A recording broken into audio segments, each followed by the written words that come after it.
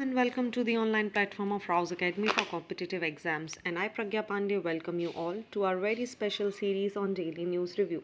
So, without wasting any time, let's see what is in the news.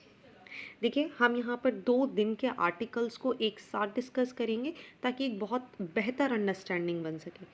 As you all remember, 14 जून को law commission of India ने decide किया है कि वो एक सॉलिसाइट व्यू यहाँ पर देंगे, एक प्रपोजल लेंगे पब्लिक से about the uniform civil code. Along with that, आज की एक न्यूज़ थी in which Jharkhand tribal bodies ने अर्ज किया है लॉ पैनल को कि वो यूसीसी के प्लान को ड्रॉप कर दें.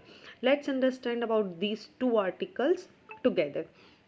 देखिए, ये सैटरडे का आर्टिकल है जिसमें बात की गई थी लॉ कमीशन यहाँ पर डिसाइड करने वाला है यूनिफॉर्म सिविल कोड को लेकर, जो पब्लिक ओपिनियन है उसको डिसाइड करने के बारे में.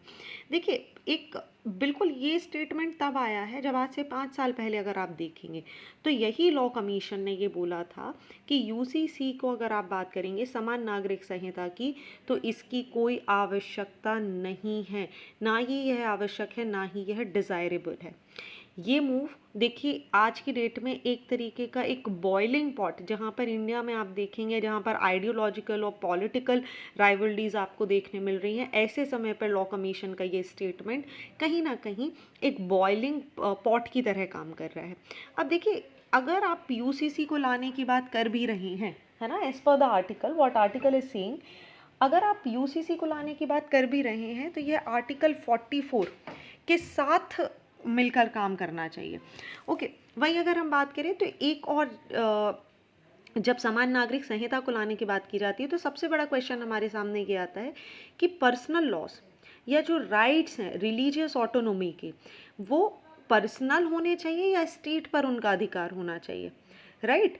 तो ये जो चीज़ें हैं ये लोगों को खुद से डिसाइड करनी है. देखिए, जब भी कोई रिलीजियस रिफॉर्म्स आने की बात होते हैं तो ये हमेशा वॉलंटियरी होने चाहिए और इसी के साथ देखिए कम्युनिटी इवॉल्व करती हैं. फॉर एग्जांपल, एक बहुत अच्छा एग्जांपल आपको यहाँ पर देखने के लिए मिलेगा विच is the special marriage act 1954 and the Indian succession act 1925. ये कुछ नहीं थे बल्कि एक वॉलंटियरी अडॉप्टेशन के एग्जाम्पल थे जिसमें समान नागरिक संहिता को लोगों ने खुद से यहाँ पर एक्सेप्ट किया. रिसेंटली जो लव जिहाद लॉ है, by prohibiting interfaith marriage, basically violates the spirit of the special marriage act. So ये यहाँ पर क्या हो रहा है, यहाँ पर स्टेट का इंटरवेंशन आपको देखने के लिए मिलेगा. There are also different regional differences, जैसे कि केरला में आप देखेंगे तो उन्होंने अबॉलिश कर दिया है हिंदू जॉइंट फैमिली को 1975 में.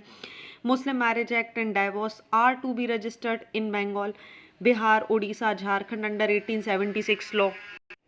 इसी के साथ आप देखेंगे तो असम में 1935 के लॉ के हिसाब से जो अडॉप्शन है वो परमिसिबल कर दिया गया था कश्मीरी मुस्लिम्स के लिए. आज की डेट में ना केवल आपको मुस्लिम्स बल्कि हिंदू, जैन, बुद्ध, सिख, पारसी और जूइस भी अपने खुद के पर्सनल लॉज को फॉलो करते हुए नज़र आ रहे हैं. और इसी को लेकर एक रेफरेंस दिया गया है स्पेशल मैरिज एक्ट 1955 का.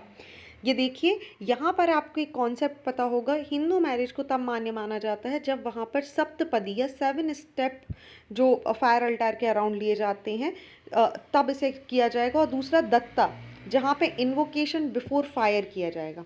So section 7 clause 2 of the act, just like the Manusmriti 8.227 that provides कि मैरिज तभी कंप्लीट मानी जाएगी जब सप्तपदी होगा, जो कि आपको personal marriage act, Hindu personal law में हिंदू मैरिज एक्ट 1955 में इसको इंसिस्ट करता है. Surprisingly, when two Hindu marries under a special marriage act in 1954, section 21A, जिसे 1976 में इंसर्ट किया गया था, राइट्स की यहाँ पर बात है, ये कंटिन्यू करते हैं govern by the Hindu personal law. But if two Muslim marry under this legislation, the Muslim personal law would not longer govern them. तो यहाँ पर एक कंट्रोवर्सी आपको देखने के लिए मिलेगी. चलिए, सिमिलर मैनर में समझते हैं कि आज की न्यूज़ में क्या था. देखिए, झारखंड का एक ट्राइबल ग्रुप है, ये यहाँ पर इकट्ठा हुआ और उन्होंने डिसाइड किया कि भाई ये क्या बोलेंगे, लॉ कमीशन को बोलेंगे कि भाई आप यूसीसी के प्लान को यहाँ पर ड्रॉप कर दीजिए, क्यों? क्योंकि इसकी वजह से जो ट्राइब्स हैं, इनके जो राइट हैं ये कहीं ना कहीं, या इनके जो कस्टम हैं जो इनकी खासियत को बताते हैं, वो यहाँ पर ख़त्म होने के चांसेस आपको देखने के लिए मिलेंगे। नाउ द क्वेश्चंस कम कि यूसीसी आखिर होता क्या है।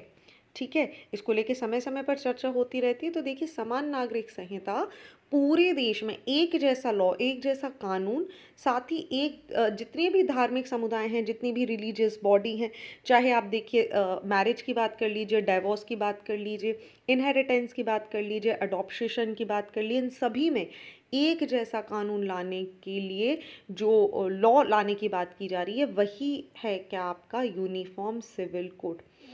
ओके, दूसरा अगर हम बात करें तो देखिए, आज की डेट में करंट सिचुएशन अगर हम देख लेते हैं तो currently Indian personal law is fairly complex with each religion adhering to its own specific law.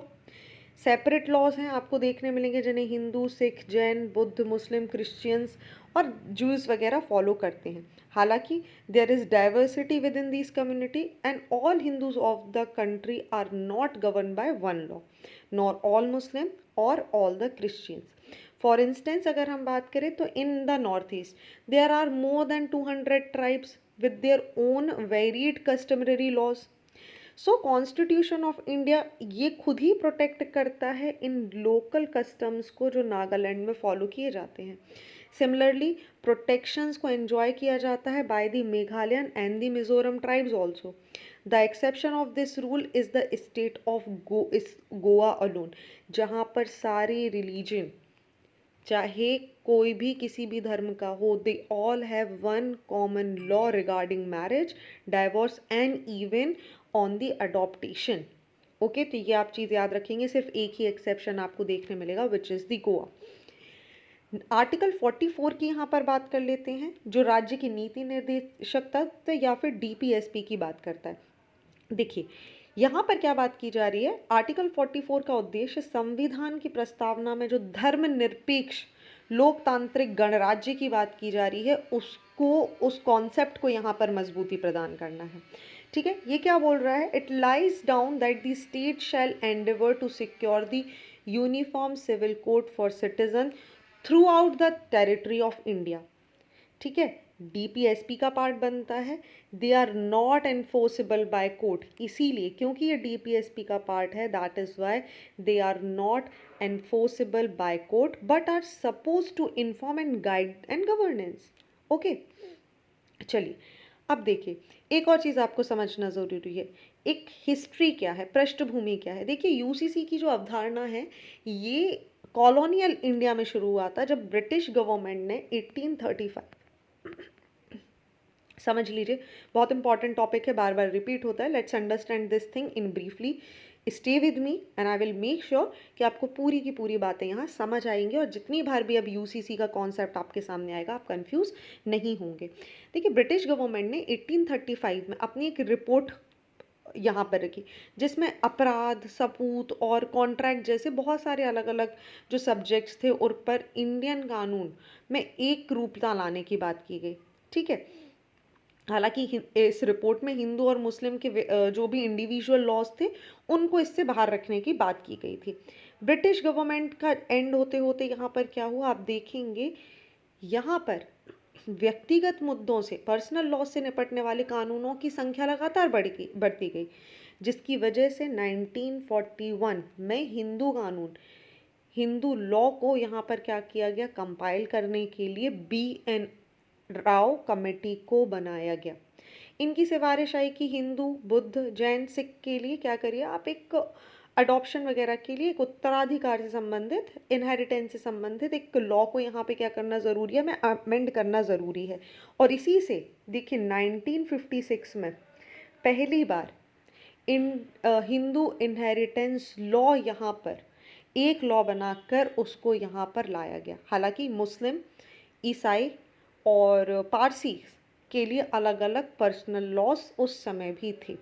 अब यहाँ पर सबसे बड़ा मैटर निकल कर आएगा जो आपको रेफरेंस के लिए केस पढ़ना है, which is the Shah Bano judgement.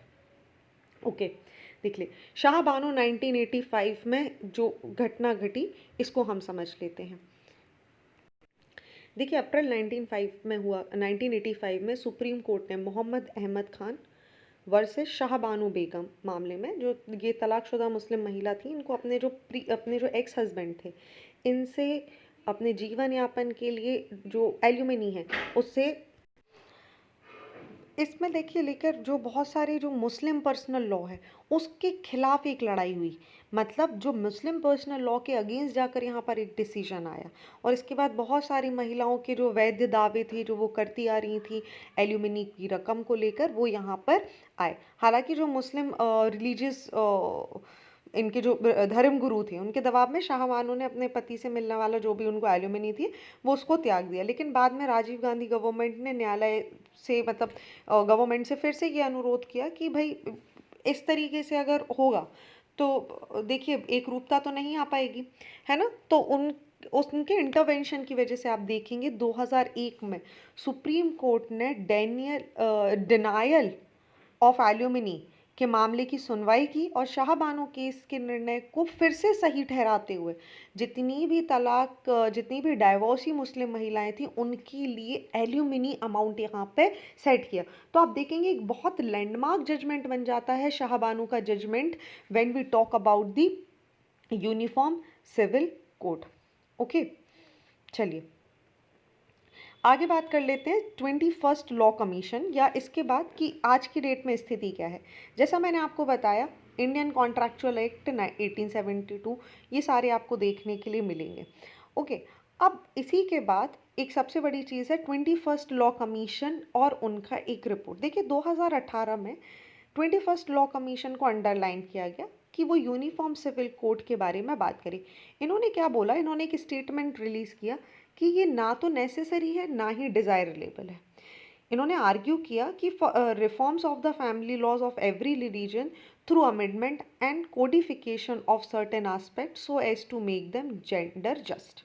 It further said that cultural diversity cannot be compromised to the extent that our urge for the uniformity itself become a reason for the threat to the territorial integrity of the nation।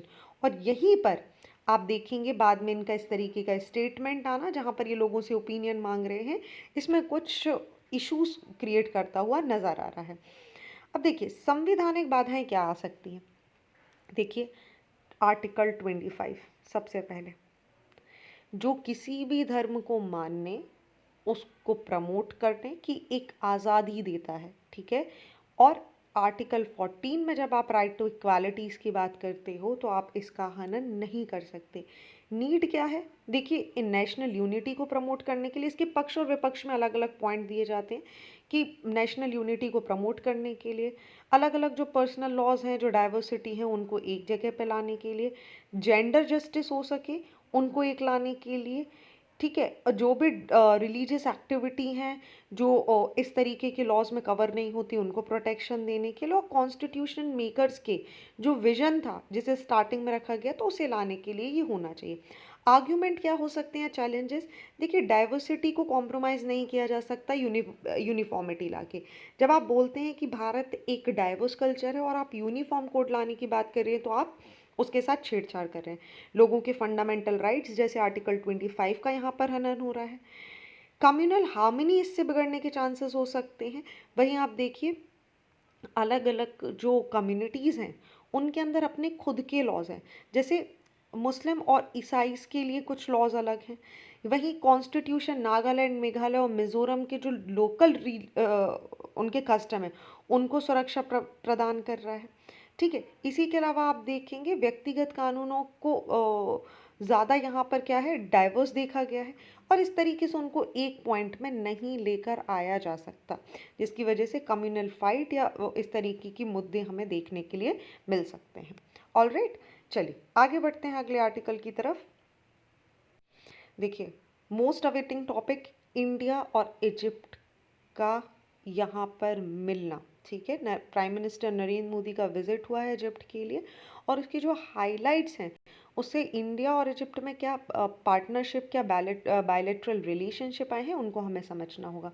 देखिए India और Egypt की जब आप बात करते हैं तो ये कुछ नए नहीं है, बहुत पुराने हैं। हिस्टोरिकली अगर हम बात करें तो इंडिया और इजिप्ट के टाइप्स लगभग आप देखेंगे तो आपको देखने मिलेंगे फाराहो ओल्डेस्ट सिविलाइजेशन लिंक आपको देखने के लिए मिलेंगे। 2750 बीसी में फारासो साहुरे ने अपनी एक शिप यहाँ पर भेजी थी, जो डॉक्यूमेंट में मेंशन है इनके लैंड ऑफ पुंड, जैसे हिस्टोरियंस ने आइडेंटिफाई किया है पेनिनसुलर इंडिया को लेके। वहीं middle and the second millennium की अगर हम बात करें तो जो इजिप्शियन ममीज़ हैं उनको रैप करने के लिए और उनके मुस्लिन के लिए जो इंडिगो है, मुस्लिन और इंडिगो दोनों ही इंडिया से लेकर आया जाता था। और ऐसे कॉन्टेक्स्ट में अगर आप देखेंगे तो इंडियन प्राइम मिनिस्टर का जो विज़िट है वो बहुत ज़्यादा महत्वपूर्ण हो जाता है। यहाँ आपको इमेज में दिखाई दे रहे होंगे गीज़ा के जो पिरामिड्स हैं, वहाँ पर आपको प्राइम मिनिस्टर यहाँ पर दिखाई दे रहे हैं। इंडिया और इजिप्ट ने 4 की एस्पेक्ट में देखिए बायलैटरल एग्रीमेंट साइन किए हैं। ये एग्रीमेंट्स कहाँ कहाँ पर हुए हैं आपको समझना ज़रूरी है। सबसे पहले लैंडमार्क जो बायलैटरल रिलेशनशिप है उन्हें डेवलप करने के लिए। इसी के अलावा आप देखेंगे तो ग्रीन एनर्जी के कॉन्टेक्स्ट में कुछ बिल साइन किए गए हैं। नेक्स्ट अगर आप बात करें तो मेमोरेंडम ऑफ अंडरस्टैंडिंग यहाँ पर साइन किया गया in the field of agriculture, archaeology and antiquities. साथ ही जो कंपटीशन लॉ हैं उनको ईज करने के लिए यहाँ पर साइन किए गए हैं। सो ये सारी कुछ चीज़ें हैं जो हमें समझनी होंगी। चलिए हिस्ट्री की बात करें अगर हम इंडिया और इजिप्ट के बीच में, okay give me a second please. हाँ, अगर हम हिस्ट्री की बात करें तो इंडिया और इजिप्ट, जैसा मैंने आपको बताया, एक बहुत लंबी हिस्ट्री सेट करते हैं। कॉन्टेक्ट की अगर हम बात करें तो इनफैक्ट अगर हम मिडिल फेज में ही आ जाए, फारासो साहुरे मैंने आपको बता दिया एम्परर अशोक के टाइम से। वहीं आप देखेंगे टॉलमी टू के टाइम से रिलेशनशिप यहाँ पे शुरू हो जाएंगे। महात्मा गांधी और इजिप्शियन रिवॉल्यूशन, साद जागलाहुल, उनके कॉमन गोल थे इंडिपेंडेंस को लेके, ताकि ब्रिटिश कॉलोनी से आज़ाद हुआ जा सके। डिप्लोमेटिक रिलेशनशिप की बात करें तो इनको इस्टेब्लिश किया गया था 1947 में, और जो फ्रेंडशिप है वो फ्रेंडशिप ट्रीटी 1955 के साथ यहाँ पे साइन करके शुरू होगी। इंडिया ने कंडेम किया था जो अटैक हुआ था इजिप्ट के ऊपर during 1956 Suez crisis, and they try to mediate in fact in between. तो इंडिया की अगर आप रिलेशनशिप की बात करेंगे तो ये काफ़ी अच्छे आपको देखने मिलेंगे इजिप्ट के साथ। दोनों countries they are the founding members of what, none other than but the NAM which is the non align movement 1961। तो ये तो आपको कॉमन गोल देखने के लिए मिल जाएंगे। अब इंडिया ने क्या क्या चीज़ें यहाँ पर साइन करी हैं वो समझ लेते हैं, ये इंपॉर्टेंट है। इकोनॉमिक रिलेशनशिप की बात करते हैं तो देखिए बायलैटरल ट्रेड दोनों कंट्रीज़ में 2021-20 में अगर आप देखेंगे, 22 में अगर आप देखेंगे तो that was over $7 billion, nearly 1/3 of it was petroleum related. Egypt का जो स्ट्रैटेजिक लोकेशन है which is the 12% of the global trade passes through the Suez Canal and role as major market in which is very important for India. Egypt also seeks India's investment in the infrastructure project, and over 15 Indian companies have already invested in Egyptian market. Jio strategic की अगर हम बात करें तो China का जो bilateral trade है वो इजिप्ट के साथ वो हायर है इंडिया से भी ज़्यादा। और ऐसे में इंडिया देखिए, इंडिया भी टेररिज्म और एक्सट्रीमिज्म को फेस कर रहे हैं, same goes with the Egypt. और इंडिया चाहेगा कि चाइना को काउंटर करने के लिए वो बाकी कंट्रीज़ जिनका ट्रेड चाइना के साथ ज़्यादा है उसको और इस्टेब्लिश करे। तो इंडिया और इजिप्ट दोनों ही कहीं ना कहीं देखिए कंसर्न है अपने रीजनल स्टेबिलिटी को लेके, ठीक है। वहीं बायलैटरल इंस्टीट्यूशनल मैकेनिज्म की हम बात करें तो India has a joint commission, foreign office consultation and at least 9 joint working groups. Terrorism और डिफेंस की बात करें तो दोनों सेम कॉमन व्यू यहाँ पर रखते हैं टेररिज्म से निपटने के लिए। इसी को लेकर आप देखेंगे दोनों कंट्रीज़ ने ऑपरेट किया था French Rafale fighter jets. Exercise cyclone 1 भी यहाँ पर हुई थी which was first ever exercise between Indian army and the Egyptian. Extremely very important, आपके लिए क्वेश्चन बन सकता है साइक्लोन 1, ठीक है, जो कि जैसलमेर में हुई थी रिसेंटली। बहुत इंपॉर्टेंट है, हाईलाइट कर लीजिए, कभी भी एग्जाम में पूछा जा सकता है। Along with that cultural relationship की अगर आप बात करेंगे तो मौलाना आज़ाद सेंटर फॉर इंडियन कल्चर को इस्टेब्लिश किया गया था कायरो में 1992 में, ताकि जो कल्चरल कोऑपरेशन है वो दोनों कंट्रीज़ के बीच में शेयर किए जा सके। रिसेंटली जो एमओयू साइन हुआ है वो फैसिलिटेट करेगा एक्सचेंज और cooperation between Prasar Bharati and the national media authority of the Egypt. चलिए, तो ये था इम्पॉर्टेंट आर्टिकल। आप इससे प्रोबेबल क्वेश्चन की उम्मीद कर सकते हैं मेंस में, like what is the significance of Egypt strategic location for India, discuss how it can benefit India in terms of the trade and access to the market।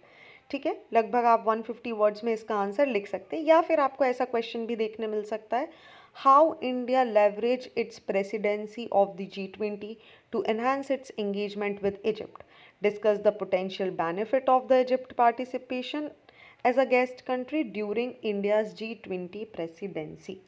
All right, चलिए आगे बढ़ते हैं अगले आर्टिकल की तरफ, जहाँ पर बात की जा रही है जेंडर गैप के बारे में। देखिए, रिसेंटली आपने देखा होगा लास्ट एक जो ग्लोबल जेंडर रिपोर्ट है वो हमारे सामने आई है, जिसमें इंडिया ने अपनी रैंक में कुछ इम्प्रूवमेंट किया है।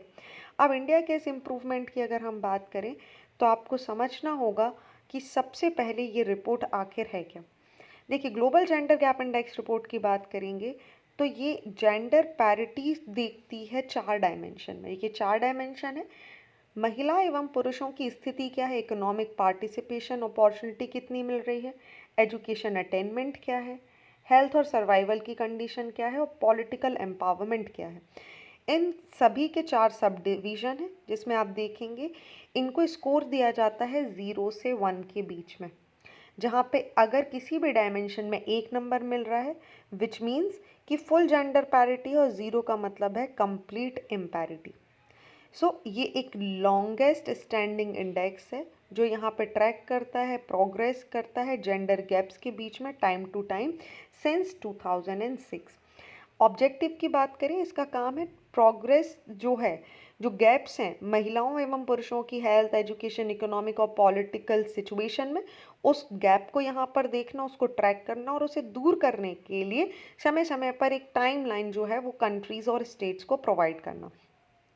चलिए, जो रिपोर्ट आई है उसकी कंडीशन समझ लेते हैं। देखिए, वर्ल्ड लेवल पर अगर आप देखेंगे तो जीजीजी रिपोर्ट 2023 को लगभग 146 कंट्री में मापा गया, जिसमें से 68.4 indicate that there is still a significant gender gap worldwide. ठीक है, वहीं अगर हम बात करें टॉप रैंकिंग कंट्री कौन सी है, तो देखिए किसी भी कंट्री ने फुल जेंडर पैरिटी को अचीव नहीं किया है। हालांकि जो स्कैंडिनेवियन कंट्री हैं, जैसे आपको देखने मिल जाएगी आइसलैंड ने मेंटेन किया अपनी पोजीशन को as the most gender equal country for the 14th consecutive year, जहाँ पर आप देखेंगे तो जो जेंडर गैप स्कोर है वो है 91.2%, which means still the 8% is still left. So it is the only country जो आप देखेंगे 90% के क्लोज आपको दिखाई देगी। टॉप 9 कंट्रीज़ की अगर आप बात करेंगे तो ये सभी 80% के पास है, which is the Iceland, Norway, Finland, New Zealand, Sweden, Germany, Nicaragua, Namibia and the लुथियाना।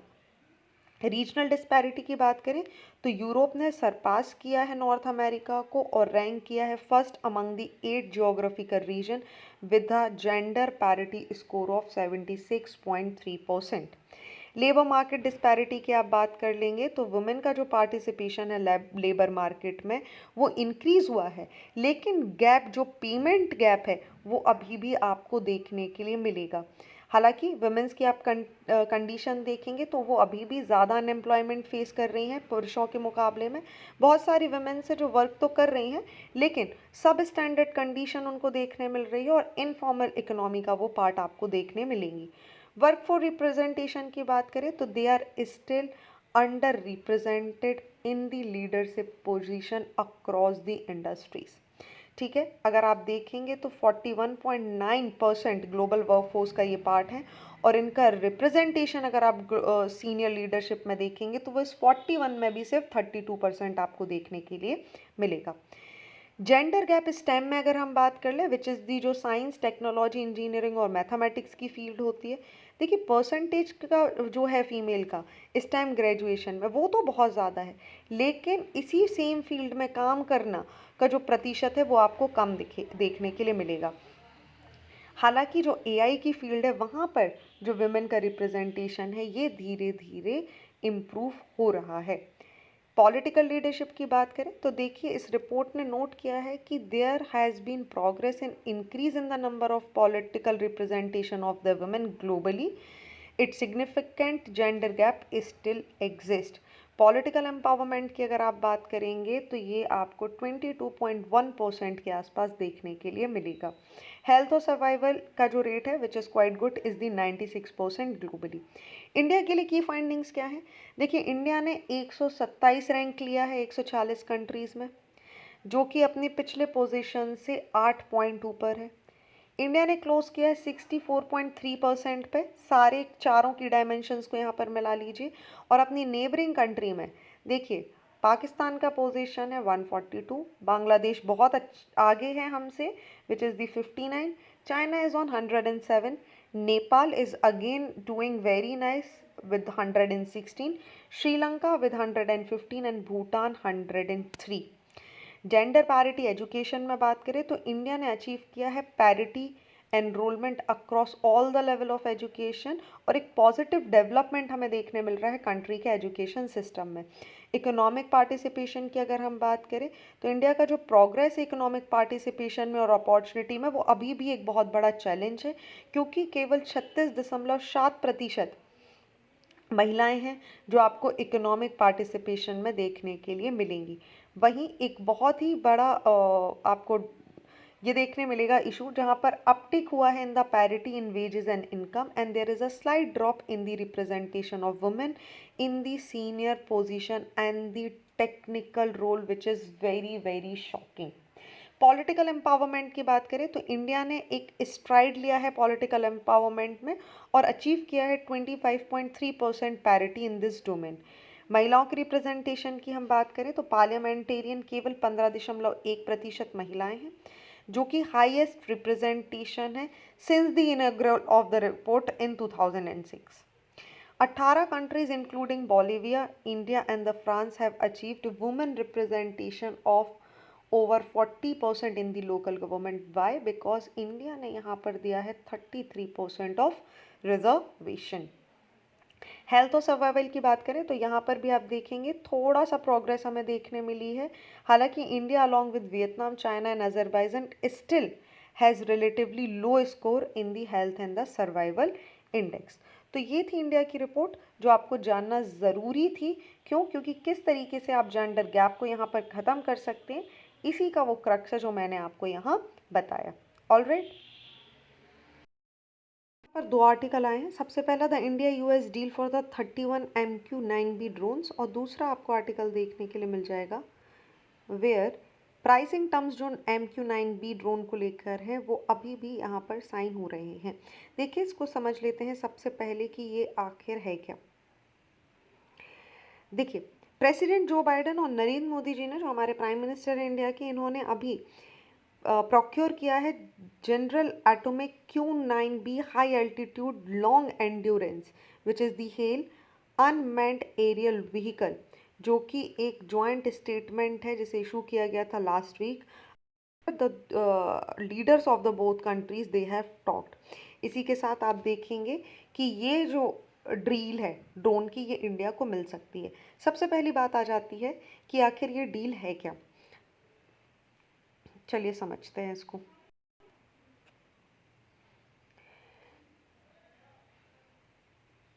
Alright, देखिए जब आप MQ-9B आर्म ड्रोन्स की बात करते हैं तो ये वेरिएंट है MQ-9 का। पहली चीज़ ये आप याद रखेंगे। क्या इसी का यूज़ किया जाता था to launch a modified version of the Hellfire missile जो जिसने एलिमिनेट किया था अल-कायदा लीडर अयमान अल जवीरी को काबुल में।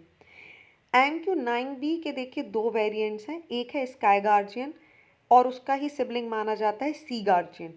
इंडियन नेवी ऑपरेट कर रही है the MQ-9B C guardian since 2020। पहली चीज़, the drone which can operate over 40,000 feet, ये इंडियन मिलिट्री को एक सर्वेलेंस कैपेसिटी प्रोवाइड करता है high altitude like Himalayas and the nearby border. वहीं अगर आप बात करें जो इसका जो प्रेडिटर है उसकी भी जो मैक्सिमम एंड्योरेंस है वो आपको देखने मिलेगी 40 आवर्स, जो कि इसको लॉन्गर आवर्स के लिए सर्वेलेंस के लिए बेहतर बनाता है। MQ-9B ड्रोन्स की अगर हम बात करें तो ये एडवांस फीचर्स से सुसज्जित देखने मिलते हैं, जैसे automatic take off, landing, detect and avoid system, anti spoofing, GPS, encrypted communication links. Maximum gross take off weight की अगर हम बात करें तो which is the 5670 kilogram. Fuel capacity is around 2721 kg। Payload capacity is 2177 kg, जिसमें आपको 9 hard points मतलब 8 wings और एक सेंटर लाइन आपको देखने के लिए मिल जाएगा, जो अपने आप में यूनिक है। क्रू की बात कर लें तो देखिए 2 पायलट्स इसमें ग्राउंड में हो सकते हैं इन दी कंट्रोल स्टेशन। वेपन की बात करें तो आप देखिए इसकी खासियत, इसमें आपको लेज़र गाइडेड मिसाइल मिल जाएगी, एंटी टैंक मिसाइल मिल जाएगी, एंटी शिप मिसाइल मिल जाएगी। मिशंस में अगर आप बात करें तो सर्च और रेस्क्यू में इसका इस्तेमाल हो सकता है, लॉ इन्फोर्समेंट में, बॉर्डर इन्फोर्समेंट में, डिफेंसिव काउंटर एयर के लिए, एयरबोर्न अर्ली वार्निंग सिस्टम के लिए, electronic warfare, anti surface warfare, anti submarine warfare, airborne mine counter measures, long range strategic ISR, over the horizon strategy, इन सभी में इसका इस्तेमाल आपको देखने के लिए मिलेगा। इंडिया को नीड क्या है, देखिए 9Q की अगर हम बात करें तो सारी सर्विलेंस कैपेसिटी से ये भरा हुआ है। अभी आप देखेंगे तो इंडिया को, चाहे आप लैंड बॉर्डर की बात करें, मैरीटाइम बॉर्डर की बात करें, स्पेशली अगर आप चाइना लद्दाख के क्षेत्र की बात करें, तो इंडिया को अपना बॉर्डर सर्वेलेंस बढ़ाने की आवश्यकता है। वहीं इंडिया में दूसरी तरफ एक टेंशन बढ़ रही है पाकिस्तान की वजह से, तो इंडिया को भी चाहिए 9B आर्म्ड ड्रोन्स, ताकि वो जो ग्रोइंग प्रेजेंस है चाइनीज सबमरीन्स की और वॉरशिप की इंडियन ओशन रीजन में, वहाँ पर क्या कर सके, एक काउंटर अटैक के लिए तैयार रह सके, सर्वेलेंस के लिए। साथ ही इंडिया को 9QB की ज़रूरत इसीलिए भी हो जाती है ताकि वो काउंटर टेररिज्म या काउंटर इंसर्जेंसी ऑपरेशन जो कश्मीर या उसके आसपास के क्षेत्र में हो रहे हैं उनसे निपट सके। बेनिफिट क्या होंगे, जैसा मैंने आपको बताया, डिफेंस कोऑपरेशन एक तो इन्हेंस होगा यूएस के साथ, सिंस यूएस ऑल्सो वांट कि पैसिफिक ओशन में, इंडो पैसिफिक में इंडिया एक स्ट्रैटेजिक रोल प्ले करे ताकि वो किसको काउंटर कर सके, चाइना को। This deal will also strengthening India's role in the Quad grouping, ठीक है, जो कि which democracies along with the US, Japan and the Australia. और इसी की वजह से जो इंडिया का डिफेंस इंडस्ट्री है या इंडिया का मेक इन इंडिया का जो इनिशिएटिव है वो भी आपको बहुत अच्छा देखने के लिए मिल सकता है। हालांकि इसको लेकर अभी क्या प्राइस रहेंगे, they are about to set, but this is the crux of this entire article. चलिए नेक्स्ट आर्टिकल के बारे में बात करते हैं, जहां विक्रम और प्रज्ञान के बारे में बात की जा रही है। They to return for another trust with the moon. देखिए इंडिया का जो थर्ड मून एक्सप्लोरेशन मिशन है which slated for the mid July launch will share the names associate with the previous Chandrayaan 2 lunar mission, जिसमें दो नाम यहाँ पर शामिल किए गए थे, विक्रम एंड प्रज्ञान। आपको याद होगा इंडियन स्पेस रिसर्च ऑर्गेनाइजेशन ने यहाँ पर चंद्रयान 2 को लॉन्च किया था, जिसके जो लैंडर और रोवर थे वो चंद्रयान 3 में भी आपको इक्विवेलेंट पोजीशन पे दिखाई देंगे। इसरो ने, आपको याद होगा, विक्रम, जिसको विक्रम साराभाई, जिन्हें father of Indian space program भी बोला जाता था, इसका यूज़ किया गया था। और रोवर प्रज्ञान, हालांकि आपको पता होगा कि कुछ डिसअपॉइंटमेंट इसरो के हाथ में लगी थी, where they have lost Chandrayaan 2 lander rover configuration and the payload aboard after Vikram crashed on the lunar surface। और इसी के साथ इंडिया अपने थर्ड मिशन चंद्रयान 3 के लिए तैयारी कर रहा है। चलिए चंद्रयान 3 के बारे में बात कर लेते हैं। ये इंडिया का थर्ड मून मिशन है and it is follow up by the Chandrayaan 2, जिसे जुलाई 2019 में किया गया था। एम क्या था, जो एम था रोवर को साउथ पोल पर ले जाना। ये मिशन शेड्यूल किया गया है 2023 में, इसको लॉन्च किया जाने वाला है जुलाई में, विच दी LVM-3 from the Satish Dhawan space centre at Sriharikota. देखिए क्योंकि विक्रम लैंडर यहाँ पे फेल हुआ था, उसी के बाद वापस से इस मिशन को यहाँ पर चालू करने की बात की गई थी, जहाँ पे लूनर पोलर एक्सप्लोरेशन मिशन जो है उसके बारे में बात की जा रही है। So this is the another mission to demonstrate the landing capabilities needed for the lunar polar exploration mission proposed in partnership with the Japan in 2024। ये जो मिशन होगा it will have 3 major modules, propulsion module, lander module and the rover. Lander और rover आपको again नाम पता चल गया, which is the Pragyan Vikram and the Pragyan respectively. Propulsion की अगर हम बात करें तो ये कैरी करेगा लैंडर और रोवर को, जो कि कन्फिग्रेशन करेंगे till 100 kilometre lunar orbit. Lander यहाँ पर they'll have the capacity and capability to soft land at the specific lunar site and deploy the rover which will carry out in situ chemical analysis of the lunar surface during the course of this mobility. साथ ही आप याद रखेंगे lunar जो मैंने आपको बताया है lunar exploration polar exploration mission बहुत इंपॉर्टेंट हो जाता है, क्योंकि चंद्रयान के बारे में आपसे कई बार आपको न्यूज़ देखने मिलेगी, बट लूपेक्स बहुत ही महत्वपूर्ण है. लूपेक्स एम कर रहा है to send a lander and rover to the moon south pole around 2024. ठीक है. एग्रीमेंट दूसरी कंट्रीज़ के साथ अगर हम बात करें तो India and Italy have decided to explore opportunities in the earth observation mission. इसी के साथ इंडिया और ऑस्ट्रेलिया ने भी कुछ एमओयू साइन किए हैं जहां पर वो कॉम्प्रिहेंसिव स्ट्रेटेजिक पार्टनरशिप डेवलप करेंगी. साथ ही दोनों कंट्री इंडिया और ऑस्ट्रेलिया इनफैक्ट एक ट्रैकिंग इंफ्रास्ट्रक्चर भी क्रिएट कर रहे हैं फॉर दी गगनयान मिशन. अब आपको याद रखना है क्या क्या. चंद्रयान 1, मेगाट्रॉपिक. मेगाट्रॉपिक क्या था? इंडो फ्रांस सैटेलाइट मिशन, मेगाट्रॉपिक जिसे बोला गया था, जिसको लॉन्च किया गया था 2011 में for the study of tropical atmosphere and climate related aspect such as monsoon, cyclones etcetera. बहुत इंपॉर्टेंट है मेगाट्रॉपिक्स, कई बार सवाल आए हैं, इंपॉर्टेंट हो जाता है.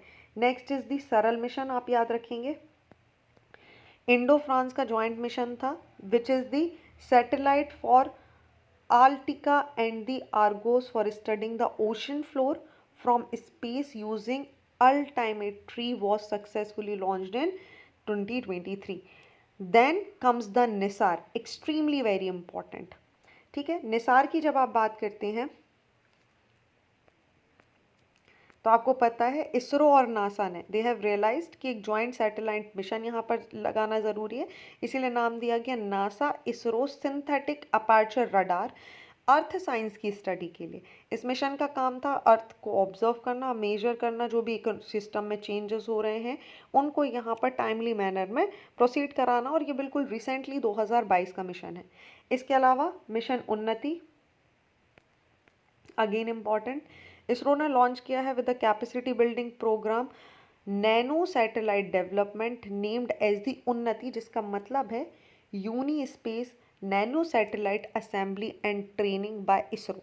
ये इनिशिएटिव है यूनी स्पेस प्लस 50, जो कि 50th एनिवर्सरी थी फर्स्ट यूनाइटेड नेशन कॉन्फ्रेंस की, उस पर इसे लॉन्च किया गया था ताकि जो आउटर स्पेस को एक्सप्लोर किया जा सके. एंड तृष्णा, इसरो और फ्रांस की एजेंसी ने यहाँ पर एक पार्टनरशिप डेवलप करी that they will develop advance upgrading satellite जिसका नाम होगा तृष्णा, जो मॉनिटर करेगी वाटर साइकिल की, ताकि आगे आने वाले समय में इसका प्रॉपर यूज़ किया जा सके और इसका यूटिलाइजेशन किया जा सके. तो मैंने आपको 3 नाम बताए हैं, मेगाट्रॉपिक, सरल और तृष्णा. ये तीनों इंडिया, इसरो और फ्रांस के कुछ चीज़ें हैं जो इन्होंने आपस में एक साथ साइन की हैं, तो आपको ये सारी की सारी चीज़ें पता होनी चाहिए. चलिए, तो ये थे आज के इम्पॉर्टेंट आर्टिकल. आई होप आपको सारी चीज़ें क्लियर हो चुकी होंगी. So thank you for watching this video. Do not forget to hit like button, comment your valuable feedback and also press the subscribe button to never miss any updates. If you want to download the PDF of this particular article, do join our Telegram channel. The link is given below in the description box. Thank you and see you soon.